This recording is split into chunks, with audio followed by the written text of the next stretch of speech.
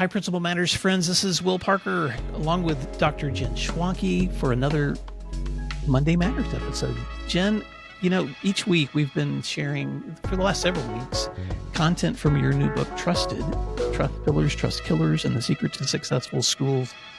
And if anyone's listening to this show and you didn't hear the one from last week, I would suggest you go back and listen, because we spent that entire time talking about chapter 6, first half, the trust killers that we often practice that are just deteriorating trust with students.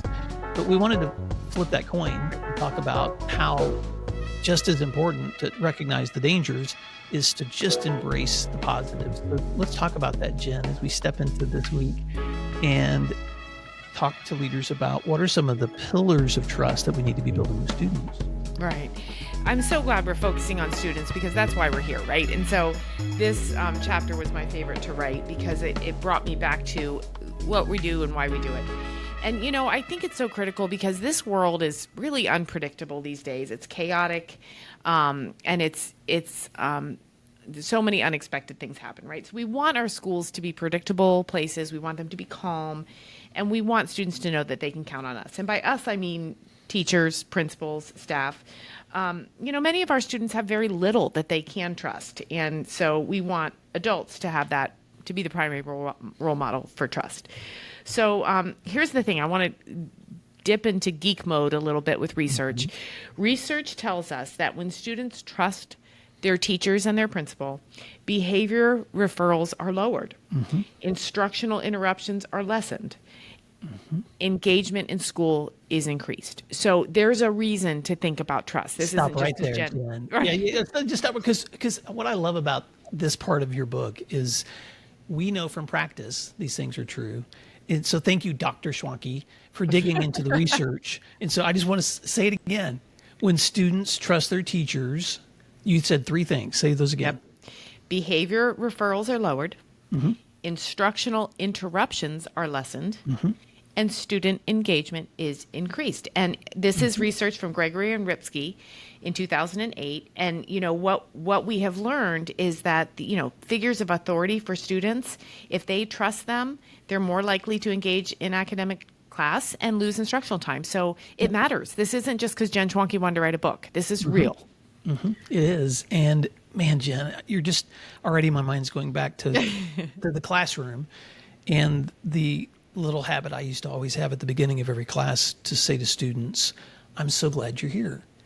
And I remember for years after that became my habit, waiting the first few days, because usually kids weren't polite enough, or kids weren't confident enough to do this early on, but usually a couple of days in, they'd get their confidence and somebody would raise their hand and they'd say, why are you glad we're here? And I was just waiting for it. And I would say, because, right. I know there's compulsory ed laws that require you to be here, but you chose to step in my classroom today. And I'm just like, this is a privilege and an honor for me to be able to teach you and to instruct you. And that's why I'm glad you're here. Right. And so Jen, in that spirit of trying to build that kind of trust with the people with whom we're engaging, what are the pillars that you've unpacked in this part of the book of just good reminders for leaders, not just teachers, but all educators to be building with students? Right. So the first is showing commitment. And I was just talking about this with my friend Greta, who's a principal in El Paso. And Greta is, I did some executive coaching sessions with Greta, and I actually fired myself, Will, because she is such a strong principal. We were going to do 6 sessions, and I said, Greta, you don't need me. You're fine. So I said, I've never fired myself from coaching before, but Greta is all in. She is available. She is, as the kids say, here for it, right? And this is the showing the commitment to the school. You want to ask questions. What are you learning? What do you like about school? This is being in the hallways during class change, referring students to a staff person who can help them, showing them that, like they do, you value extracurriculars and elective coursework, art, music, PE, library, technology, being present during arrival and dismissal. Sitting with kids when their parents are running late, eating lunch with groups of students, just being there for it. And I can feel the speech bubbles above the head of our listeners. Like, how do I have time? This doesn't necessarily mean hours of work. It might mean a minute or two, just connecting with the kids and letting them know that you're all in. Oh my gosh. It's what it's all about. And so, in fact, Jen, I will just say this. If these aren't the commitments that you have to your day as a school leader, you are not going to have a lot of joy. That's right. This is where the joy is, right here. Right. Keep right. going. Exactly. The next one is being authentic. And I tell this story a lot. When I first was hired as an assistant principal, I thought I had to fit a certain mold, right? So I went to Talbot's and I bought all the tweed and I bought all the heels, and I was going to be what I thought a principal should be. Over time, I have let myself become who I am as a leader, and I find myself being much more authentic because kids don't look at me as, this lady in tweed. They look at me as Mrs. Schwanke and, someone that's approachable. And so, do the silly things, dress up for dress up days. I never did PJ day. I could not make that jump. But, if there's a big football game, wear the shirt, right? Participate in the annual walkathon. Grill the hot dogs on field day. Be authentic, be who you are, and show that professionalism plus vulnerability.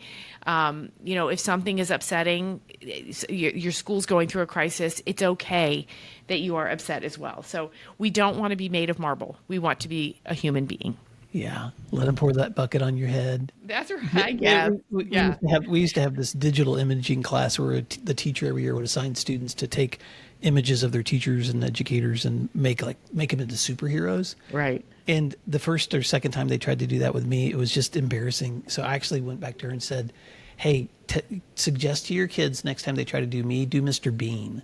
Right. I don't know if you know Mr. Bean, but he is the geekiest British comedian I've ever met. And because I was like, dude, let's be authentic. If you're going to make me look like somebody famous, then you better make me Mr. Bean. And they loved it. And we hung it on the door of my office.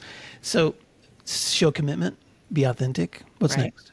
The next one is engaging sincerely. So principals have to be at stuff, right? They have to go to the football games, they have to go to the music concert, they have to go to the PTO meeting. And I know that these things can be, one more thing. And a lot of times they're in the evening, you're exhausted, you just want to go home and have a sandwich and go to bed. Here's what I think. I think when you do engage, you have to do it completely. Mm-hmm. There are times you can disengage. So here's an example. The high school football game that I'm going to attend tonight. I'm going to be all in the beginning, first quarter, up to the half. I'm going to watch the band. I'm going to talk to people. Then I'm probably going to go on up to the top of the stands, and I may check my email. I may check my text, that kind of thing. And then I'll go back down and be completely engaged at the end. What I think turns people off is when you go to the event, it's clear you don't want to be there. You're on your phone the whole time. You're leaning against the wall, only talking to one person or whatever. Those are the times that kids will say, no, my principal never goes to things, because they don't see you actually engaging. And so participate, go on the field trips, and pay attention when the docent talks about the history of that building, right? Mm-hmm. Immerse yourself with the students when you're there, not just watching what's going on in the classroom, but, stand there. Stand in the cafeteria line with kids. Go to club and activity meetings, and, we don't want to just say, what you guys doing, but really immerse into it. Spend time in the study areas. I love to go to study hall and sit down with my laptop and work right alongside kids. If it's a situation where there's play, like you said, the water over the head in the dunk tank, jump into staff student tournaments, join a game of Gaga Pit. Mm-hmm. I, by the way, managed to get through all of my years as a principal without having a pie in my face, but that's one of my claims to fame. But, show up, clean, organize, carry the chairs, that kind of stuff. Immerse. Oh, my gosh, Jen. I love all of these. Keep going. Okay. Next would be being clear and honest in communications. Being directly engaging with students increases the sense of accountability that we have, and really does build the trust with students. And so, if there's something that doesn't make sense to students, to communicate it clearly is so helpful. Here's a great, silly example, but most principals will recognize this. Federal lunch programs require that kids get milk. Some kids don't want milk. Why are they making me get milk? This doesn't make sense. We could say, I don't know, just take the milk. Or we could sit down at the cafeteria table with the kids and say, well, let me tell you why it's important that you have the milk. First of all, it's the law. Second of all, the poor cashier who's checking you out, she's not being mean. She just wants you to take your milk. And you know what? It's also good for you. So maybe you drink the milk. A silly example, but we want to be a straight shooter. We want to be clear and understanding of their perspective, but just to communicate in ways that they can understand. Jen, I've told the story before where we had a lockdown one day in school. It was an unsafe situation happening off campus, so we'd gotten the word to please lock down until it was clear. So we made the announcement. We're going to have a lockdown. Right. And we'll let you know when things are clear. And my phone rang, and it was one of my kids. But it was my daughter, Maddie. Right. And she's a student at my school, and I'm a little frustrated about it. I answer it, and I'm like, Maddie, you're not supposed to call me in the middle of something like this. And she's like, Dad, I'm scared. What's going on? And at that moment, I realized I have not communicated to anyone why we're doing this lock. I just said, we're going to do lockdown. We'll call you when we're clear. So I thought, okay, what is going through the minds of all my kids right now? And they're probably going to be texting to their parents. So I got back on it and said, students, just to give you some context, there's a situation happening off campus. Police are involved.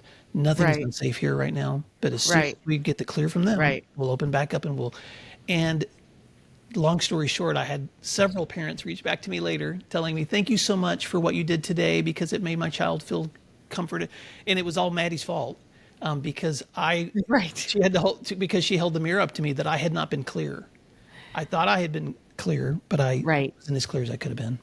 That's right. Okay, keep going. Yeah. Okay, being consistent. Mm-hmm. So I have two prongs to being consistent. The first is being consistent with student discipline, and the second is being consistent with policy enforcement. And here's what I mean by that. I don't mean everybody gets the exact same thing. I mean that we follow due process in the same ways. We investigate in the same ways. We, use our discretion in a way that doesn't show favoritism, that doesn't reward clicks, that doesn't allow for a non-standard disciplinary process, and then communicate with staff and parents in a sequential and thorough way. I don't want anybody to think that I'm saying that every kid gets the exact same consequence for the exact same thing at the exact same time. That's not at all what it is. But, we want student behaviors. Whenever there's some sort of a discipline, we want the student and the family and the teachers to say, okay, I don't necessarily like it, maybe they might say, but it was fair and it followed the process. So that's where, those processes and systems are so important. And there's a system for that fairness too. That's right. Because sometimes things aren't being implemented consistently because you haven't created a system for doing it. So if you're already feeling like overwhelmed, then just stop and think about the system you've created that ensures as much consistency as possible. Keep going, Jen. Right. And so then the sister to that is policy enforcement. We want to be really consistent with that. Somebody said to me a couple of weeks ago, well, this policy is, ignoring this policy is fine right up until it isn't. And I said, well, I don't know that it's fine to ignore a policy right up until it isn't. We need to consistently enforce our policies. Students find that their schools, their teachers, their principals are more trustworthy if policies are enforced all the time. So here's a great example. I spoke with a principal in Michigan last week, and he said, I've got parents all up in arms because of parking passes at the high school. We've always said no sophomores can park there, but then we kind of let some start to park there, and then we have parents mad because we're stopping it, but we're letting the original sophomores park there. So I said, so if I'm hearing you correctly, the policy is no sophomores park in this lot. But as sophomores start to get their driver's license, you have an increasing problem. By December, you have a big problem because all of your sophomores want to park and you're out of parking spots. Do I have that right? And he's like, well, yeah, but it's not a problem in September and October. I'm like, but you understand what you've done. You've taken the toothpaste out of the tube and now you're trying to put it back in. So a parent saying, wait, my kid has parked in this lot from September, October, November, December, and now you're telling them they can't drive to school? So if it's a policy, enforce it. If it's not enforceable, it shouldn't be a policy. Oh, preach it. Right. No, I'm not even going to comment on that. I just let it keep going. Right. And then my final one, this is my trust pillar, is handling crisis with calm. So this is I think I've told this story before, but I love to run to a problem and fix it, right? Put on my super cape and go fix the problem. I was visiting a school once, and a colleague I very much respect, his name was Scott. He, over the walkie-talkie, had said, "Scott, we need you in room 137 now." And I was like, "Okay, let's go." And he picked up his keys and he picked up his phone and he walked slowly. I was like, "Scott, we have to hurry. Let's go." And he said, "Jen, it is not going to make a difference if I get there 14 seconds sooner. What is going to make a difference is if I walk in this room and I am calm and I'm ready to help." Like, did you see what I did? My speech cadence also slowed there. That's right. And I calmed right down. And I said, "Scott, it's a Christmas miracle. This is amazing. Like, you approach with calm. Then when you walk in a room, people don't think, oh, there's another fire to put out. They think the person I trust just walked in." I love that. Dr. Barb Sorrells, who's I'm a big fan of her work on trauma-informed strategies. She does a lot of work with pre-K, elementary, but also with older students too. And I've sat through her trainings several times. She was a great consultant when I did work at the State Principals Association, but she's also worked with a lot of schools in the Oklahoma area. And Jen, she actually shows the science that backs up just what you said. Right. That when you can slow the tempo of your voice, of your actions, then you actually can lower the anxiety of a room. That's and right. So what you're saying, handling crisis with calm, is not just a good suggestion. That's I'm right. going full circle to the beginning of today's episode. That's It's right. backed up by research. That's right. That we actually can more successfully handle a really difficult situation when we can stay calm or create calmness. That's right. And watching Scott pick up his keys, attach his walkie to his belt, it calmed me. It's amazing. So yeah, there's my trust pillars. Oh, I love it. Well, Principal Matters listeners, I just want to encourage you as you are stepping into your day, as you're stepping into your own moments of learning. If you haven't picked up a copy of Jen's new book, Trust Pillars, Trust Killers, and the Secrets of Successful Schools, you need to do it. And Jen, I also know that lately you've been inviting people to your newsletter. Tell folks what they can find if they subscribe to your new newsletter. Yes, I'm having so much fun with this, you guys. It's Principal Problems with Dr. Jen, and every Wednesday there's just something I'm ruminating on, something about being a principal and the problems we face. So go to my website at jenschwanke.com, and you can sign up to receive that little tidbit every Wednesday morning. Well, and if you're not already checking your emails for the updates from our show and the newsletter from Principal Matters, then you need to do that as well. So go to williamdparker.com and sign up today to receive those updates. And Jen, this is coming out September 15-ish, I think, somewhere around there. So I know you and I will both be engaging in the fall and spring with some PD. So stay. You can check out our websites for information on those things too, or follow us on social media. We'd love to stay connected with you. And if you're ever in a situation where you'd like feedback one-on-one, reach out to either one of us. We'd love to answer your questions or set up a reflection session with you. But until next time, thank you for doing what matters, and we hope you have a great week.